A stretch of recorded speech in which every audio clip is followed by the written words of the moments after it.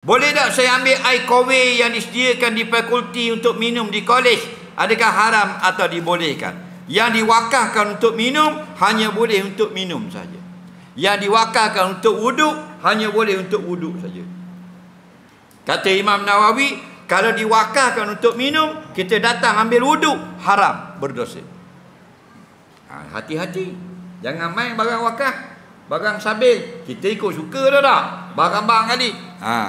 Ambil wuduk di rumah 3 kali sunat, di masjid 3 kali. Tapi ambil 4 kali di rumah, makruh kerana membazir.